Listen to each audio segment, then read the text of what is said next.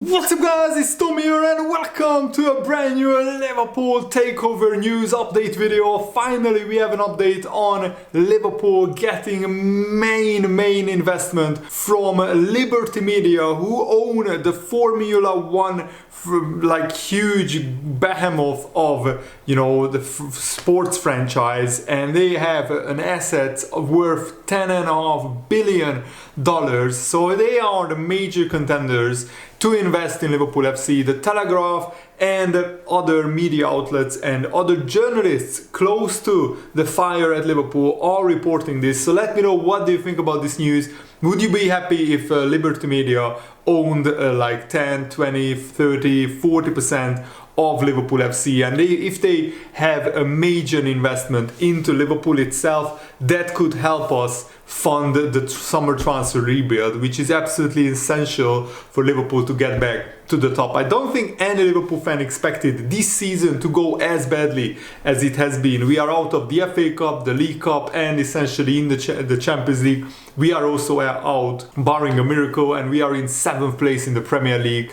And it's the end of February, it's the beginning of March. Nobody could foresee that Liverpool would have no chance of winning any trophies this season at the beginning of March. And FSG are looking at major media companies as potential investors to acquire a minority stake in Liverpool. Liverpool owners are examining a partial sale as they look to fund the next stage in Liverpool's development, and we will take a look at Liberty Media and what they stand for, what kind of assets they have. So if you enjoy these update videos, make sure to leave a like, subscribe if you are new around here, and check out my FIFA 23 gameplay channel. Link is in the video's description. So Liverpool need major funding ahead of the summer transfer window. I think that without question a major squad overhaul is needed, given their struggles across the FA Cup, the League Cup, the Champions League, and in the Premier League. So FSG, Liverpool's parent company, have sold 10% of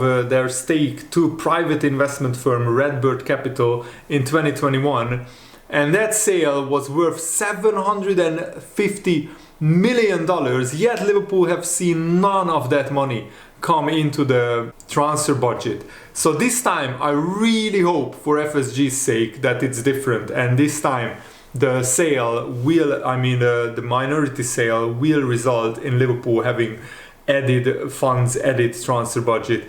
Otherwise FSG will have major problems when it comes to the support from Liverpool fans. And Liberty Media already has ties to the Premier League somewhat, because Formula One, who of course the Liberty Media own, they just signed a 15-year deal with Tottenham Hotspur, and they will be building the world's first indoor go-kart track built under the south stand of Tottenham's new stadium. But hopefully FSG can sell a minority stake of Liverpool FC to Liberty Media, who, as I said, is a huge media company. And the fact that they own a Formula One, the whole Formula One franchise, and they also own the Atlanta Braves baseball team, means that they have serious money, and they are also already know how modern sports work. And also Formula One has seen a kind of a revolution with the Netflix series Drive to Survive, and also the Formula One has developed and grown and evolved in the past 5 years since they own Formula One, Liberty Media. So they have taken Formula One to the next level, and I really hope that they can take Liverpool to the next level as well with this serious investment. And the Daily Telegraph reports that Liverpool owners are expected to use the funds to fund this. They will use this sale to fund the next stage of Liverpool's development in what is likely to be another crucial summer transfer window. One such contender could be the US media giant Liberty Media, which owns Formula One as well as the Atlanta Braves. It was Liberty's acquisition of Formula One from private equity group CVC, finalized in January 2017 at an equity value of £3.6 billion, that's 4.4 billion euros, and that announced it as a global player in major sporting brands. It also owns the Sirius XM radio group in the US Liberty Media declined to comment on interest in Liverpool or FSG. Of course, they will not come out publicly and say that they are interested, because that will also only drive the price up. And also these huge sales will be done in private. But the fact that now Liverpool-based journalists and journalists connected with Liverpool are publicly saying this, it means that the negotiations are already at an advanced stage, and maybe an announcement will be made in the next few weeks, next few months. We don't know the exact timeline of how this minority sale will go. And since Liverpool Media took control of Formula One, the sport has undergone a significant transformation and evolution, with new races added to the calendar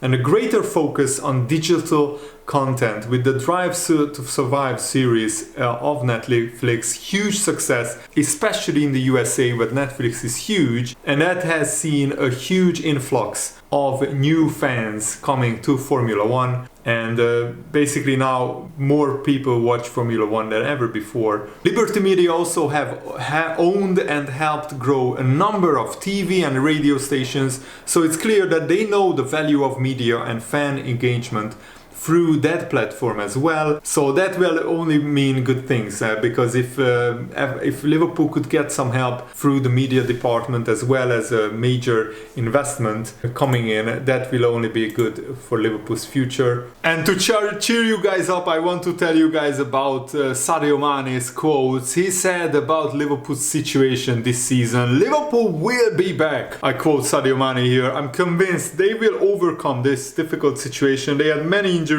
and tough tests, but Jurgen Klopp is definitely the right man. He will lead Liverpool back up from this season. The players love him, and oh boy, do I miss Sadio Mane. The amount of times that he bailed Liverpool out and the amount of times that he scored equalizers and game-winning goals is really a lot of times. And also his availability, he was hardly ever injured. So it surprised me that he missed a good chunk of Bayern Munich's season so far. And another good news, Luis Diaz could be back in training next week. Jurgen Klopp said it's estimated that maybe next week Luis Diaz will be warming up with the team, and then maybe a week later he will be in team training. That would be cool, but you always have to wait. On Tuesday I saw a very intense session, a lot of change of directions from Luis Diaz and stuff like this. If there is no reaction from that, then he can make the next step, and I think he is not too far away. Konate is also back for the Wolves game. Gomez is out injured with a muscle injury, but I don't think that's a bad thing, because Gomez has been so poor in so many games this season. He's more of a liability than an asset for Liverpool. And German reporter Patrick Berger said that Liverpool are still in pole position, the front runners for Jude Bellingham. They are the main target also for Jude. Liverpool is very interesting for him, and Liverpool are also thinking about maybe signing the Frankfurt player Daichi Kamada. I heard that he's one of the players on the list for Liverpool FC. The same German reporter said they want to rebuild a new team right now, and they have some players, for example, they are watching. Daichi Kamada, I believe he's also on the list of players that Liverpool are thinking about potentially signing in the summer transfer window. And Liverpool have to be patient with Luis Diaz, not to rush him back too quickly, because we all thought that he will be back before the second part of the season began, but then he got injured again, Luis Diaz. So I really hope that this time Liverpool take their time, and if Luis Diaz comes back fit, then he can get match sharp and match fit in 1, 2, 3 games,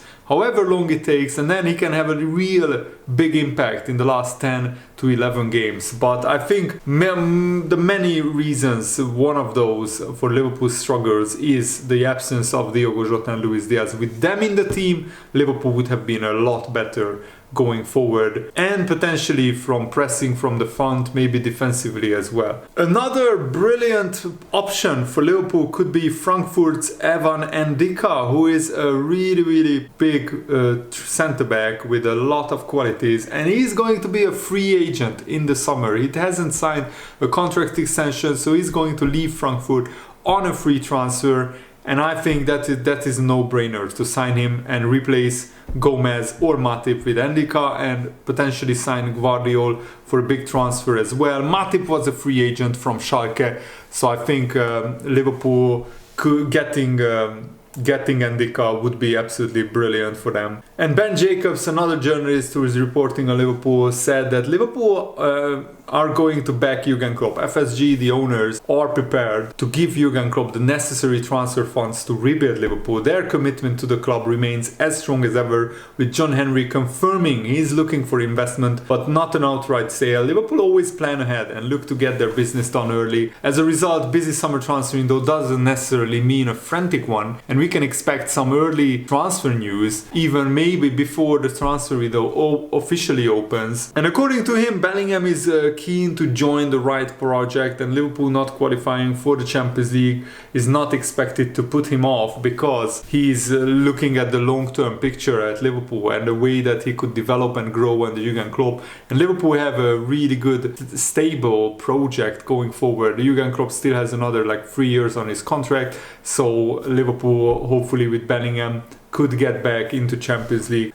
Even if we miss out on Champions League football this season, Liverpool could get back to Champions League football quickly from next season. Stan Collymore also explained that Liverpool's entire midfield needs transforming. Stefan Bajcetic looks like a great prospect, but there's no way Jurgen Klopp can be relying on an 18-year-old week in, week out. I honestly think that anything short of a 3 or 4 new midfielders in the summer, with at least one of them being either Declan Rice or Jude Bellingham, won't be good enough. If Liverpool, I agree, if Liverpool don't sign at least 3 midfielders in the summer, with Milner leaving, Naby Keita leaving, Oxlade-Chamberlain leaving, that would just make up the numbers, basically. In my opinion, Stan Collymore continued, not addressing that area of the pitch would see Liverpool fail to seriously compete for several more seasons. They've got to completely overhaul their midfield engine as soon as possible. No ifs, buts or maybes. So as far for Keita being linked away, I've got absolutely no problem with him leaving. Yeah, I'm of the same opinion, even though it would be a lot cheaper to sign Keita on a contract extension.